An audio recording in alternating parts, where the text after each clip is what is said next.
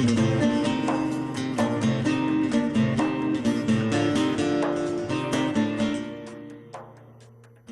الله الرحمن الرحيم الحمد لله رب العالمين وصلى الله على سيدنا محمد وعلى آله وصحبه والتابعين وبعد السلام عليكم ورحمة الله وبركاته. La semaine dernière, nous avons parlé de l'hégire. Aujourd'hui, nous parlerons toujours de l'hégire, mais beaucoup plus précisément du début du calendrier hégirien, donc de l'incidence même de l'hégire sur les musulmans de l'époque, et nous terminerons par les mois sacrés, puisque nous sommes plein pied dans le premier mois du calendrier hégirien, qui est le mois de Muharram et qui est l'un des 4 mois sacrés en islam. Je commencerai, contrairement à l'habitude, par vous, Monsieur Boujnoun. Alors, le calendrier hégirien, il n'a pas commencé avec les hijras du prophète sallallahu alayhi wa sallam vers Médine, il a commencé sous le règne de Omar ibn al-Khattab. Comment cela s'est-il fait?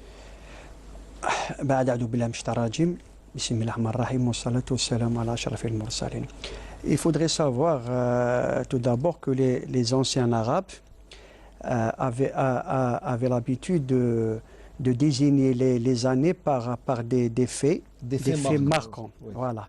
Il disait par exemple Am el-Fil, qui est l'année de l'éléphant, par rapport qui coïncidait avec la naissance même du prophète. Il est né 50 jours après. Voilà. Il disait aussi l'année des délégations, Am el-Wufud, c'est-à-dire l'année où les délégations arrivaient à Médine, soit pour établir des pactes avec le prophète, soit pour embrasser l'islam. C'était juste quelques mois avant le décès du prophète. Donc, et à partir de là, il est venu un jour où les musulmans se sont trouvés en face d'un problème. Donc, les historiens rapportent que un jour, Abu Moussa al-Ash'ari, qui était gouverneur au Yémen, je pense, Abu Moussa al-Ash'ari, voilà, Abu Moussa al-Ash'ari, qui était gouverneur, il avait envoyé un message à Omar ibn al-Khattab. Il lui a dit des lettres nous parviennent de ta part, mais elles ne sont pas datées. Donc, nous nous trouvons un peu dans la confusion.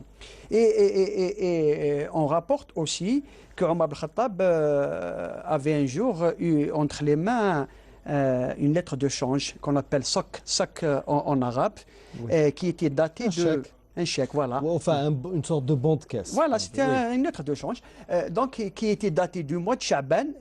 Mais Omar al-Khattab avait dit à son entourage de quel Sha'ban s'agit-il? Est-ce que Sha'ban de cette année-là ou Sha'ban de l'année passée? Donc il y avait une sorte de confusion. Et les mêmes historiens rapportent qu'un jour, un musulman est venu du Yémen. Il a dit à Omar qu'au Yémen, et vous savez, le Yémen c'était une ancienne civilisation quand même très antique. Donc il lui a dit qu'au Yémen, on utilise un calendrier qui est basé sur des jours, des années. Donc Omar ibn al-Khattab, à partir de là, Omar ibn al-Khattab avait convoqué les compagnons, les principaux compagnons, l'élite des compagnons. Il leur a posé le problème. Voilà, donc il fallait choisir un calendrier, mais avec quoi commencer? Certains compagnons lui ont proposé la date de naissance du prophète. La date de naissance du prophète. Oui. D'autres lui ont proposé la date de la révélation, le jour de la révélation où le prophète avait reçu la révélation.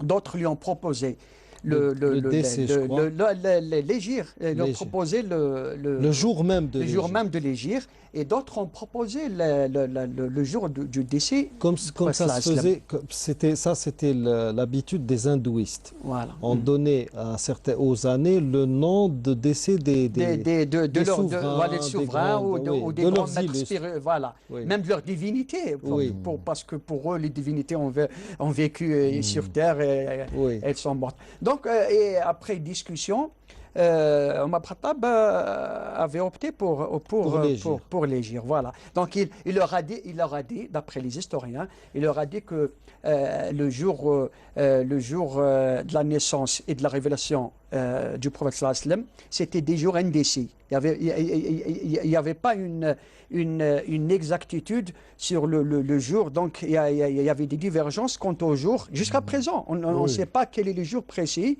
où le prophète sallallahu alayhi wa sallam le jour, la date la plus, enfin... C'est 570, voilà. Non, mais on dit aussi 12, 13 ou bien... Voilà, donc il y a quelques petites divergences.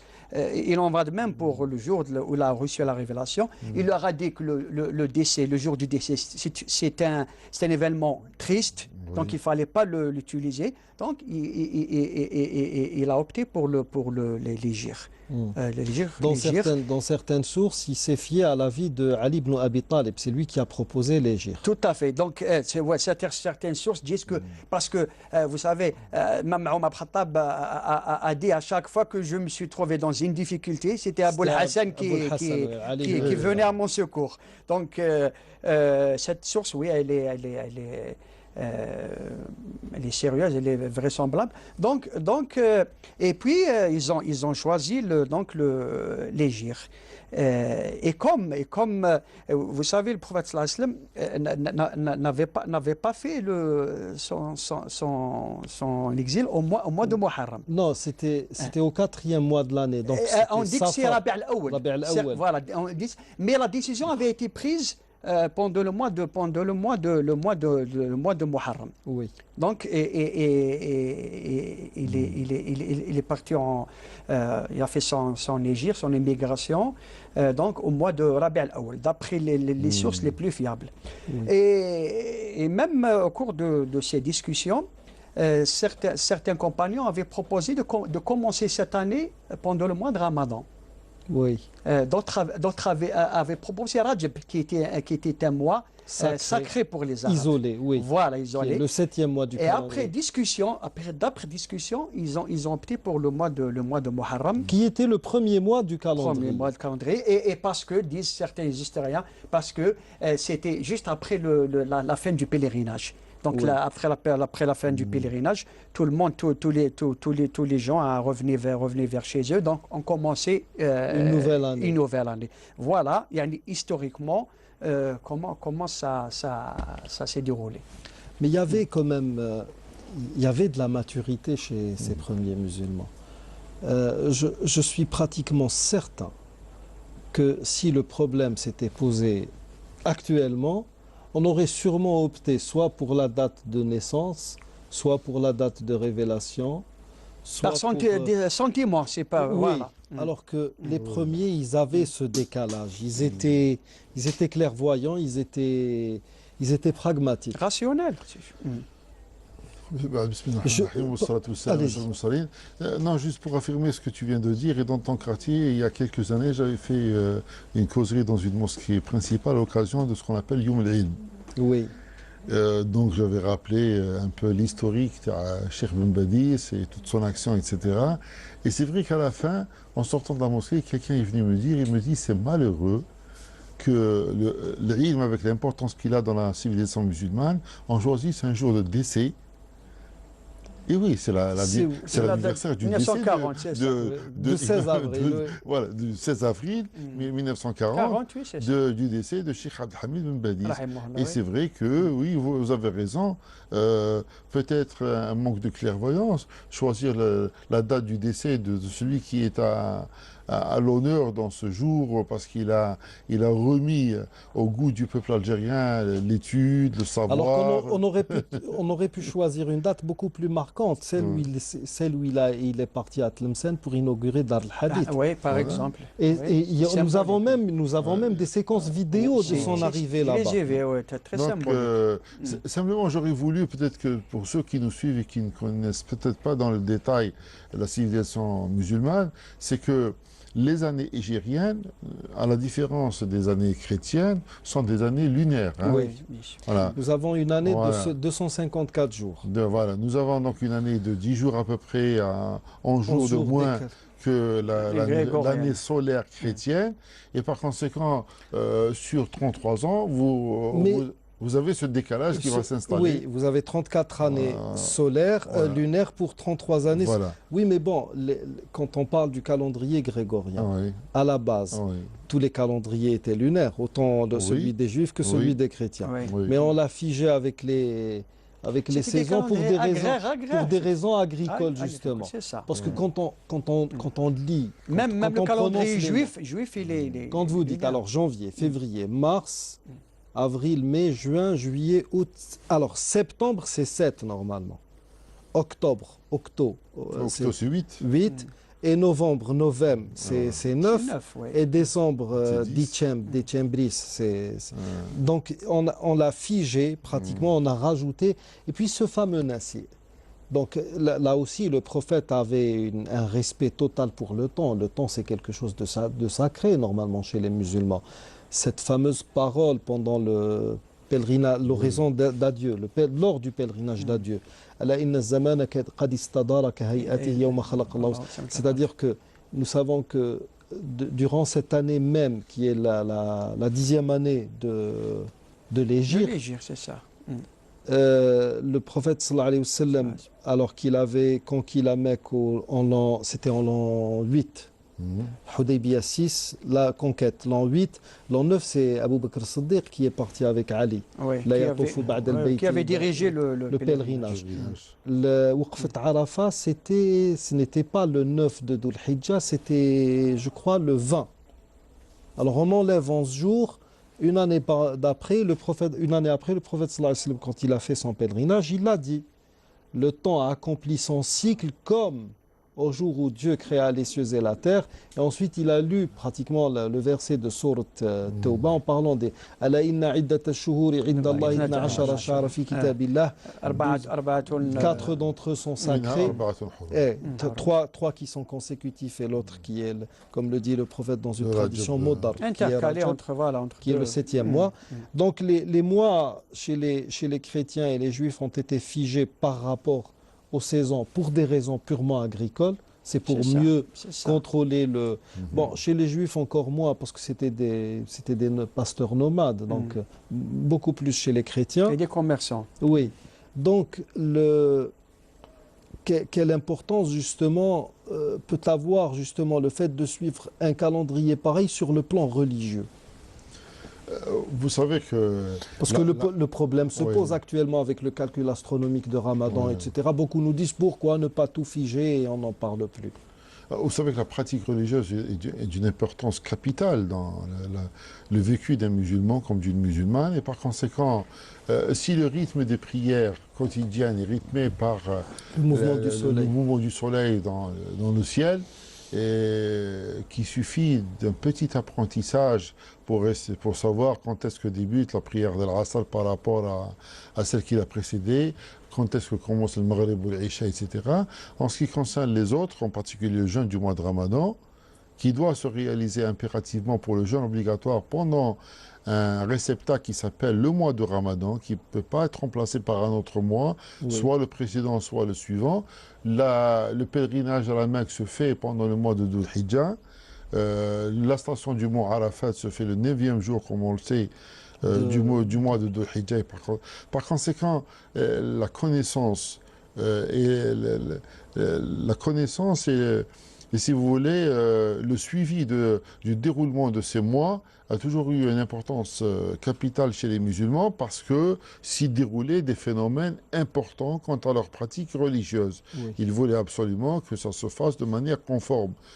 Malheureusement, je parle de la période récente, sur celle que nous avons vécue tous, etc. Il me semble qu'au sein de la communauté musulmane, nous ne donnons d'importance qu'au début et à la fin du mois de Ramadan. Est-ce que véritablement, ces délégations ou ces groupes de personnes qui sont habilités à voir la naissance du croissant lunaire pour estimer quand est-ce que commence tel mois et tel autre mois, font leur travail toute l'année? Non.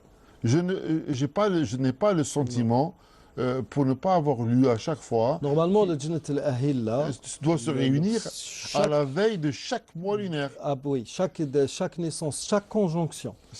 Donc il y a... Et puis là aussi, je voudrais juste, parce que nous avons ici en Algérie des trésors, des patrimoines vivants que nous n'exploitons pas.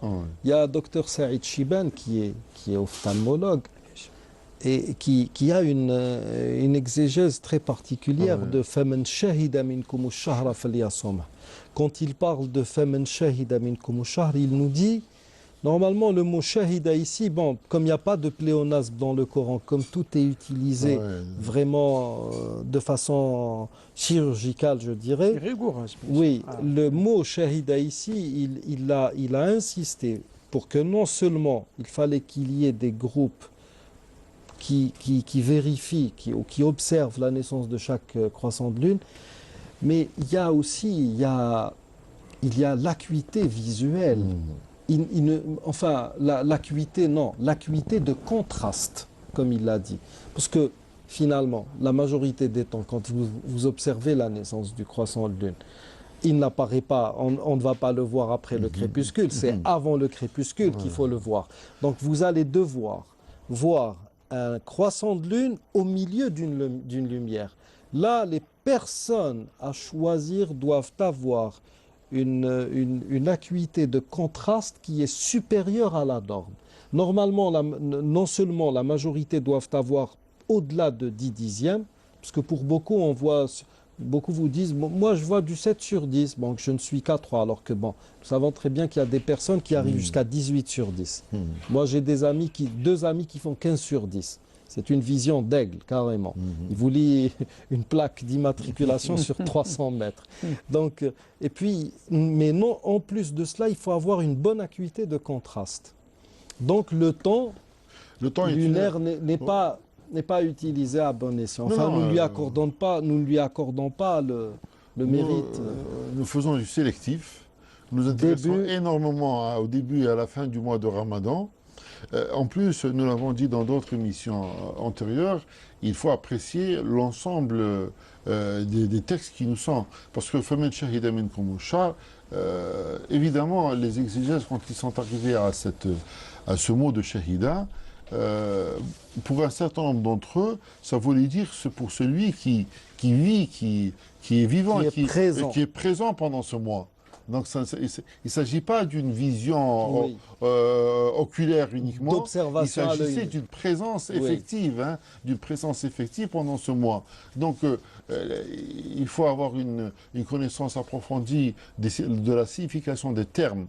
Et en plus, le prophète, connaissant l'état d'avancement des sciences dans la communauté dans laquelle la révélation s'est faite à son époque, et qu'il n'y avait pas de disponibilité, que les technologies connues à l'époque n'étaient pas entre leurs mains, et peut-être aussi pour nous lancer un message, et certainement pour nous lancer un message, c'est que le musulman ne doit pas être tributaire des messages qui viennent. D'ailleurs, est-ce que nous ne répétons pas la même chose en ce qui concerne les informations, ou en ce qui concerne la lecture de l'histoire, ou en ce qui concerne l'économie, etc. Nous sommes carrément des caisses de résonance. Voilà, si nous sommes simplement des caisses de résonance... J'étais en train de lire un article hier, dans mon domaine qui est la médecine, en nous disant que toute cette histoire qui a été inventée depuis 30 ou 40 ans pour vendre des médicaments qui s'appellent l'histoire du cholestérol et de la fumisterie, où on a induit en erreur l'humanité en entier. J'étais en train de lire il y a une semaine un message qui m'est venu sur cette histoire de réchauffement climatique, des savants. Oui, il paraît que c'est un phénomène, cyclique. La couche d'ozone. Des savants hautement primés disent que de toute façon c'est une fumisterie politico-financière, etc. Personne n'en sait absolument rien. Parce qu'il suffit de revenir à 4 ou 5 siècles avant, on a connu des périodes de chaleur aussi intenses, etc. Et que, imaginez une connaissance qui s'étale sur 1 million d'années, personne n'en a absolument rien comme notion, etc. Donc le prophète voulait nous mettre à l'abri et nous responsabiliser en nous disant, attention, votre pratique est religieuse, vous rentrez dans un endroit, des gens peuvent vous indiquer l'orientation de la Qibla. faites l'effort personnel de savoir où est la Qibla en fonction des données qui sont à votre disposition. Quand bien même vous n'allez pas vous orienter après vérification ultérieure sur la bonne direction, votre prière est acceptée. Bien sûr. Parce que vous avez fait l'effort ijtihad de savoir où était la direction de la Mecque. Par contre, si vous contentez uniquement de dire des gens à droite et à gauche et que vous n'êtes pas dans la bonne direction, vous devez la refaire cette prière. Oui, vous avez fait une erreur. Donc, pour le début du mois de Ramadan, pour le mois de pèlerinage, etc., nous devons faire cet effort. Nous l'avons dit, nous sommes défaillants sur beaucoup de chapitres, nous sommes défaillants également sur ce chapitre important qui a pour réceptacle notre pratique religieuse. Mais il y a aussi un autre phénomène, c'est que le monde évolue. Il évolue très des paramètres qui peuvent être positifs, mais il évolue sur des paramètres qui sont négatifs parce qu'il devient très complexe. Et la liberté des gens devient de moins en moins importante. Elle se rétrécit comme une peau de chagrin, comme on le dit en français, etc. Donc imaginez l'organisation d'un pays de plusieurs dizaines de millions d'habitants, où il faut prévoir les départs, prévoir les retours, etc. En toute humilité, nous avons à réfléchir sur l'ensemble des données de la révélation qui sont à notre disposition pour nous mettre à jour. Ça ne veut pas dire que... on peut se poser la question, est-ce qu'il est préférable de laisser un peu la navigation se faire à vue d'œil, ou bien établir des choses à l'avance. Nous avons dit le comportement de Omar ibn Khattab, une fois qu'il avait senti la nécessité de dater les missives qu'il pouvait recevoir ou qu'il pouvait envoyer. Est-ce que nous n'avons pas le droit aujourd'hui de sentir cette responsabilité qu'ont senti les premiers compagnons pour un Uthman, pour écrire et mettre sur le Mashaf, dans un livre qui allait réunir l'ensemble de la communauté musulmane, au lieu de divergences de lecture qui pouvaient exister, et d'autres, un Uthman qui avait décidé d'élever l'endroit où se faisait l'appel à la prière, parce que c'était plus suffisant pour appeler dans une ville. Pour lui, c'était plus 3 marches. C'était beaucoup plus. Donc, parce qu'il avait une assistance qui était très, très nombreuse, donc pour dominer, pour que les gens puissent le voir et l'entendre. Et même le adhan. Le adhan, c'était plus sur le minaret, il fallait le Jumu'ah, il fallait le faire au-dessous même du Donc c'était des efforts d'interprétation, des réflexions. Oui, le problème c'est qu'aujourd'hui, il y a des gens qui le qualifieraient volontiers de mubtadi', des moins que rien. Je vous rappelle qu'un grand maître je pense sur l'Afrique du Nord, le Maghreb comme on l'appelait à l'époque, on est venu le consulter après un conflit né dans une mosquée entre deux fractions de la communauté musulmane qui n'arrivaient plus à s'entendre et faisaient la prière chacun de son côté. Donc on s'est dit au bout d'un certain temps qu'il fallait se référer à une autorité qui allait décider qui avait raison dans cette histoire.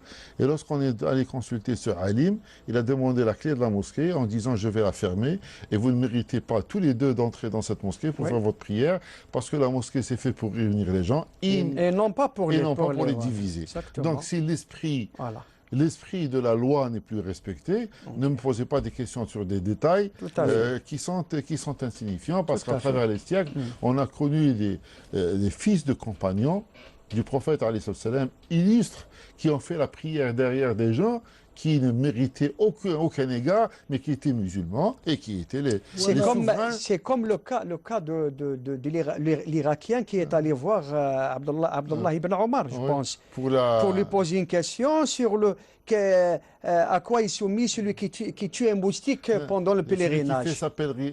Celui qui fait sa prière avec des traces de sang et qui tue un moustique. D'une tique ou d'une puce. Et lui a dit, alors vous avez tué le fils du prophète. Oui. Le petit-fils du prophète il n'a pas dit directement, il a dit ces gens-là ont tué le fils. Ils viennent m'interroger. Ils viennent m'interroger sur le sang des moustiques tués. Oui. Donc c'est ça, on oublie l'important, on oublie l'essentiel pour aller au secondaire, pour ne pas dire l'accessoire. Oui, donc, maintenant, non, là c'est carrément du futile, hein. C'est même pas accessoire, le sang d'un moustique. Maintenant, en parlant des mois sacrés, ce sont pour beaucoup, voilà comment certains tenteraient à présenter les choses. Oui, ces gens-là, ce sont des gens assoiffés de sang et pour faire des trêves, ils ont des mois sacrés. Alors les mois sacrés, est-ce véritablement une sorte de repos que nous prenons, nous vampires de tous les temps? Parce que oui, par moments je me demande de quel islam nous parle-t-on, quoique il y a des musulmans qui rajoutent de l'eau à cette semoule. Donc qu'est-ce que représente le mois sacré pour moi, musulman du XXIe siècle? Je crois que la notion importante, c'est que le temps appartient à Dieu. Et que Allah subhanahu wa ta'ala l'a créé, que lui n'est pas soumis au temps, que nous sommes soumis au temps. C'est même Dieu carrément. Et que nous sommes soumis au temps. Mais ce qui est important dans cette notion de mois sacré, c'est que ce qui va se dérouler à chaque moment du temps, à chaque étape du temps, est soumis à la volonté divine. Et par conséquent, faire un déplacement ou ne pas le faire la guerre ou ne pas le faire, ne dépend plus de la volonté humaine, mais dépend d'une volonté divine qui vous imprime de vous arrêter à un moment donné ou de reprendre dans un autre moment. Donc ça enlève complètement cette notion que les musulmans ont voulu faire la guerre, voulaient faire la guerre, ou veulent faire la guerre, etc. Ça, d'abord, on en a parlé dans d'autres émissions de la notion de djihad et quand est-ce qu'il était autorisé, quand est-ce qu'il n'était pas autorisé, etc. Il y a des règles qui sont très très strictes, etc. Sachez que de grands maîtres dans l'histoire musulmane ont eu peur de prendre cette responsabilité sans se référer lorsque Abu Bakr as-Siddiq a décidé de faire la guerre aux gens qui ne voulaient plus se soumettre à la zakat ou qui avaient renié la religion telle à laquelle ils s'étaient soumis du temps du prophète alayhi salam, même quelqu'un comme Omar n'avait pas compris initialement toute l'importance. Il était réticent. Il était réticent, hein. Il n'avait pas compris toute l'importance de cette décision et pourtant il s'est soumis une fois qu'il avait compris le bien fondé. Donc l'islam, c'est une soumission à la volonté divine. Voilà un mois qui va arriver, ou plutôt 4 mois, puisqu'il s'agit de 3 mois. Alors nous avons, oui, Dhul Qa'da, Dhul Hijja, qui sont donc le 11e et le 12e mois du calendrier. Le premier. C'est Muharram et Rajab qui est le 7e. Moudar qui est entre 2 mois. Donc pendant ces 4 mois, il est question d'une trêve. Parce que c'est très important que les gens puissent se déplacer, vaquer à leurs occupations en toute sécurité. Que les ennemis qui se sont fait la guerre éventuellement pendant des mois doivent cesser toute activité belliqueuse pour permettre ces déplacements, entre autres celui du pèlerinage, pour lequel on peut se déplacer sur des centaines de kilomètres. Et par conséquent, on doit sécuriser. Et puis contrairement à l'idée reçue, les mois du pèlerinage, ce sont les 3 premiers mois. Les 3 premiers mois. Parce qu'on peut commencer déjà son pèlerinage par une visite pieuse. Par exemple, au mois de Dhul Qa'da, car au début du mois, et puis attendre le 8e jour de Yom Tarwiyah pour aller quelqu'un qui est Arafat, etc. Donc il y avait nécessité de sécuriser, donc il y avait tout un message comme quoi il y a des droits humains qui doivent être respectés. Ces droits humains peuvent s'exprimer dans une pratique religieuse comme dans une autre pratique. Et par conséquent, l'islam n'est pas un état de guerre permanent. Absolument pas, n'est pas un état de guerre permanent. C'est-à-dire que même si elle est nécessaire, il faut des moments de rupture. Il faut des moments de rupture. Mais en même temps, si nous sommes attaqués pendant ces mois de sacré, il n'est pas question. Voilà, nous sommes en droit de nous défendre. C'est la légitime défense. La question s'est posée dans l'histoire musulmane où les musulmans devaient reprendre leurs armes ou prendre leurs armes pour défendre leur intégrité, leur vie, etc. pendant des mois sacrés. Et là, évidemment, il n'était plus question de rester. يسألونك عن الشهر الحرام قتال فيه قتال فيه كبير. Voilà, donc la notion que nous devons avoir, c'est que le temps est une création de Dieu, Allah subhanahu wa ta'ala. Nous sommes soumis au temps. Nos activités rituelles comme profanes se déroulent pendant ce temps et nous devons être soumis en toutes choses, y compris dans l'espace-temps, à la volonté divine qui nous implique, faites ceci ou ne faites pas cela. D'accord. Actuellement, cette même notion de l'Ashhur al-Hurum, On a l'impression que quand certains en parlent, ils n'en parlent que de manière, je vais dire, ponctuelle ou occasionnelle, parce que la chose se présente, on ne peut pas faire autrement. Des imams de mosquée qui montent leur chair en disant oui, c'est la Shahr al-Haram, etc. Ils font tout un speech sur Shahr al-Haram. Mais on a l'impression qu'au-delà du fait, enfin, imposé par le calendrier, aucun esprit ne rejoint cette logique, cette éthique des mois sacrés, des mois où la vie est respectée. On a l'impression que, de toute manière, c'est ce que nous remarquons chez beaucoup de nos musulmans, on aime bien faire dans ce qui est facile. Faire la guerre, détruire, casser, brûler. Beaucoup n'aiment que ça, malheureusement. Comment, je sais pas, on connaît tous l'islam. Il faudrait savoir avant tout que, certes, il y a 4 mois qui sont sacrés, qui ont été déclarés en tant que tels par le Coran et le Hadith, mais tous les mois sont sacrés chez les musulmans. Tous les mois. Il y a même un livre qui a été écrit par l'imam al-Bayhaqi, rahimahullah, qui s'appelle Fada'il al-Awqat. Donc il te cite tous les mois et tous les hadiths qui sont en rapport avec les mérites de ces mois. Donc Sha'ban aussi a ses mérites. Oui. Le mois de Sha'ban, le mois de Ramadan, etc., etc. Donc tous les mois. Mais si tu permets, je vais rappeler que pendant l'horizon d'adieu dont nous avons parlé dans un certain nombre d'émissions, le prophète a insisté que la valeur de l'être humain, la valeur de l'être humain musulman n'est pas moindre que celle du mois sacré. Mais bien sûr. Hein? Mais bien sûr. Voilà. A autant de valeur et de sacralité que le mois de Dhul Hijjah, que la terre de Arafat, que la maison de Dieu. Inna haramat al-mu'min a'zamu 'inda Allah min al-Kaaba.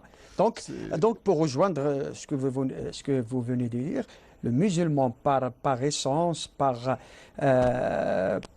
sa nature innée, déjà par sa fitra, est un être positif,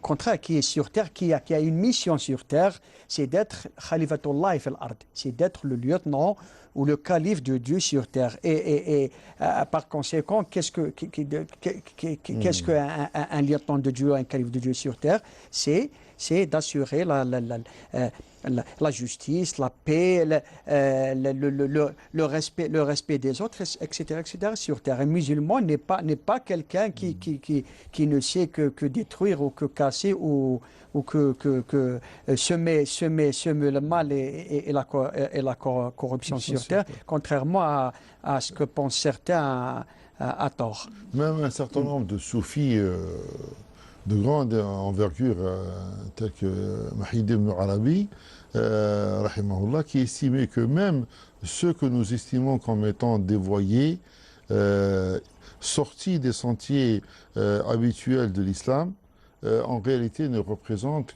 qu'une volonté divine qui s'est exprimée, parce qu'ils estiment que le pouvoir divin se manifeste par مظاهر الرحمة والعطف والطاعة إلى غير ذلك. Mais il s'exprime aussi parce que nous voyons comme une chose violente, etc., ou imperfection. Et par conséquent, montrer un certain respect vis-à-vis même des imperfections, c'est respecter la volonté divine qui s'est exprimée et remercier Dieu d'être en même temps dans une droite qui est moins égarée. Donc si les premiers compagnons voyaient quelqu'un dans une erreur totale, quelqu'un alcoolique ou quelqu'un, etc., ne lui jetaient pas l'anathème, ils invoquaient pour lui un pardon éventuel pour qu'il puisse revenir à sa raison et à la voie de la rectitude, mais en même temps, ils représentaient toute leur soumission et leur reconnaissance vis-à-vis de la volonté divine, parce que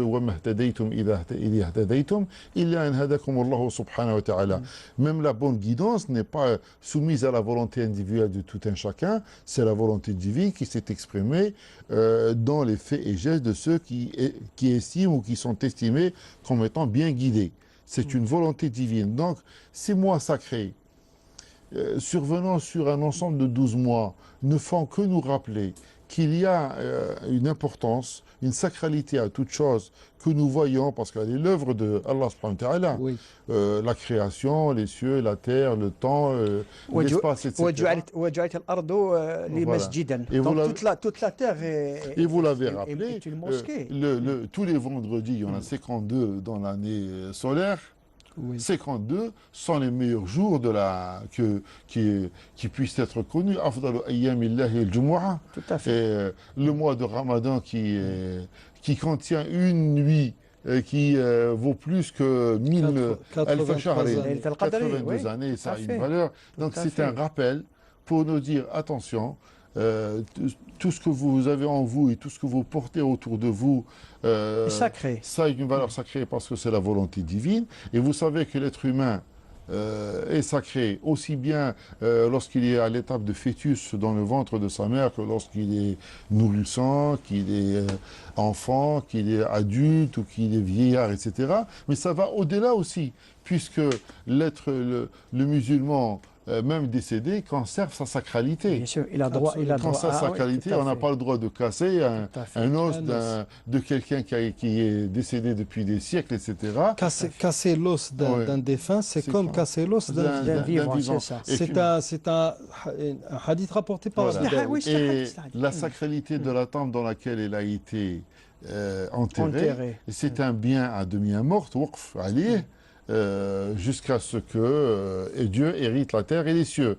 Et là, je permettrai de rappeler que ce qu'il y a dans le monde occidental aujourd'hui, c'est que, mis à part ceux qui sont enterrés dans des caveaux familiaux et achetés par leur famille, en réalité, sont enterrés dans des morceaux de terre pour un espace de temps très limité. On appelle ça une concession. Et si vous ne repayez pas au bout d'un certain nombre d'années, ça coûte cher. Si vous ne repayez pas, vos ossements ou les ossements du vôtre vont être retirés. On a assisté justement, on a été invité par Gassi et l'Université catholique de Lyon. Justement, on a assisté, il y a toute la problématique pour un musulman. Au bout d'un certain temps, on déterre les morts. L'incinération, c'est ça? Non, pas l'incinération. Alors là, soit vous choisissez l'incinération, ce qui est contraire à notre éthique, soit vos ossements sont placés dans un... Je crois qu'on a appelé ça oh, j'ai oublié. En tout cas, on a... on appelle ça... C'est pas un suaire, c'est quelque chose qui se rapproche de ce terme. Enfin, en tout cas... En Espagne, ils ont des murs dans lesquels on met dans des petits bocaux ce qui reste de ces individus. Oui. Mais vous payez toujours. Et pour vous payer, c'est-à-dire vous avez un laps de temps, une concession dure, alors que dans la religion musulmane, c'est perpétuel. Oui, c'est perpétuel. Bon, enfin, c'est si vous pouvez ouvrir la tombe au bout d'un certain nombre d'années pour remettre quelqu'un, mais sans jeter ou brûler les ossements de son proche. Il y a un respect quand même. Donc, ce respect, cette sacralité, elle se fait. Je rappelle que dans la législation musulmane, s'il y a un décès et que le décédé a laissé des biens, qu'il a pu laisser une épouse qui est enceinte et qu'on ne sait pas est-ce que cet enfant naîtra vivant ou naîtra mort, ce sera un mort-né ou ce sera un être vivant, est-ce que ce sera une fille ou un garçon, etc. Le partage définitif des biens successoraux ne se fera qu'une fois estimer la réalité vivante de cet enfant, etc. Donc vous voyez qu'il a une valeur importante, quand bien même il ne serait... D'ailleurs, vous le savez très bien que la religion musulmane interdit absolument l'avortement, qui est une atteinte à une vie, quand bien même elle se referait avant les 120 jours ou les 4 mois, même à l'état où cet embryon, ce fœtus n'ont pas encore d'âme. Même à l'état d'ébauche, de 2 ou 3 ou 4 cellules, etc., il a une valeur. Et cette valeur se voit dans tous les domaines de l'existence. Ces mois sacrés, comme certains endroits, comme le temple de la Mecque, la mosquée de Médine, etc., viennent nous rappeler. Mais est-ce que ça veut dire que les autres mosquées n'ont pas une valeur ? ils ont une valeur pour le musulman. Ils jouissent de la même sacralité. Le monde de Arafat aussi. Puisque les règles qui sont édictées dans le fiqh sur le bon comportement à l'intérieur d'une mosquée sont valables aussi bien pour une mosquée à Tashkent qu'une mosquée à Bamako, qu'une mosquée à Alger, ou qu'elle soit à Lyon ou ailleurs, etc. Et cette notion de sacralité des mois sacrés donc, est une pédagogie importante pour le musulman, pour se remettre périodiquement dans cette ambiance de sacralité, parce que le musulman doit baigner dans la sacralité en réalité. C'est quelqu'un qui n'est pas coupé du sacré, à la différence des enfants d'autres civilisations aujourd'hui qui sont totalement coupés du sacré. Comme nous l'avons dit dans notre émission précédente, nous avons parlé de la rupture qui existe actuellement en Occident, justement, entre il y a presque rien de sacré maintenant en Occident. Presque rien de sacré. Contrairement à nos, heureusement, musulmans qui avons toujours ce sens, du sacré. Alors, je rappellerai une anecdote, si tu permets, si Boujnoun. Si ce n'était pas le prophète qui l'avait dit, j'aurais peut-être quelques pudeurs à l'énoncer. Le prophète, en citant les bonnes actions qui pouvaient être faites et qui donnaient donc des bonnes actions dans l'au-delà, il a rappelé même les rapports entre... Et les compagnons étaient étonnés. Voilà quelqu'un qui a assouvi une jouissance personnelle et qui se voit décanter un certain nombre de hasanat. Il leur a dit, mais s'il l'avait fait dans un espace interdit, dans un cadre interdit ou illicite, est-ce qu'il n'aurait pas, est-ce que des mauvaises actions... Donc l'inverse est vrai. Voilà, donc l'inverse est... Donc aussi bien dans un domaine qui peut être estimé comme étant tout à fait profane, tout à fait privé, tout à fait intime, en dehors de tout ce qui peut être apprécié comme acte rituel ou cultuel ou religieux, etc.,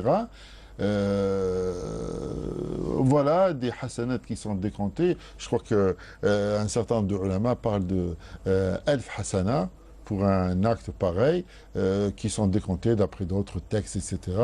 Donc voilà une occasion pour se dire il y a des étapes.